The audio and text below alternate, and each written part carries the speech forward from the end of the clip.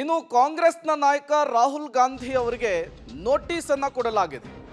ರಾಹುಲ್ ಗಾಂಧಿಗೆ OBC commission notice ಅನ್ನು ಕೊಟ್ಟಿರುವಂತಹದ್ದು. ರಾಹುಲ್ ಗಾಂಧಿ ಕ್ಷಮೆ ಕೇಳುವಂತೆ ಒಬಿಸಿ ಆಯೋಗ ಸೂಚನೆಯನ್ನ ಕೊಟ್ಟಿದೆ.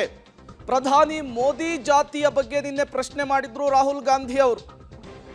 ರಾಹುಲ್ ಗಾಂಧಿಗೆ ಒಬಿಸಿ ಕಮಿಷನ್ ಈ ವಿಚಾರಕ್ಕೆ ನೋಟಿಸ್ ಅನ್ನು ಕೊಟ್ಟಿದೆ.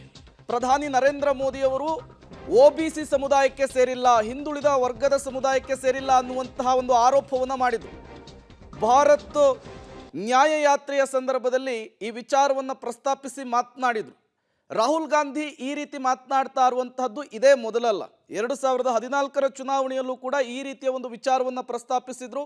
ಪ್ರಧಾನಿ ಮೋದಿ ಹಿಂದುಳಿದ ವರ್ಗಕ್ಕೆ ಸೇರಿದವರಲ್ಲ ಅನ್ನುವಂತಹ ಮಾತನಾಡಿದ್ರು. ಆ ಸಂದರ್ಭದಲ್ಲಿ ಗುಜರಾತ್ ಸರ್ಕಾರ ಅವರಿಗೆ ಕ್ಲಾರಿಫಿಕೇಶನ್ ಕೊಡುವಂತಹ ಕೆಲಸವನ್ನು ಮಾಡಿತ್ತು. ನಿನ್ನೆ ಭಾರತ ನ್ಯಾಯಯಾತ್ರೆಯಲ್ಲೂ ಕೂಡ ಮತ್ತೊಮ್ಮೆ ಪ್ರಧಾನಿಗಳ ಜಾತಿಯ ವಿಚಾರವನ್ನು ಪ್ರಸ್ತಾಪಿಸಿ ಅವರು ಹಿಂದುಳಿದ ವರ್ಗಕ್ಕೆ ಸೇರಿಲ್ಲ ಅನ್ನುವಂತಹ ಮಾತುಗಳನ್ನಾಡಿದ್ರು. ಈಗ ಆ ವಿಚಾರಕ್ಕೆ ಸಂಬಂಧಪಟ್ಟಂತೆ ನೋಟಿಸ್ ಕೂಡ ಕೊಡಲಾಗಿದೆ.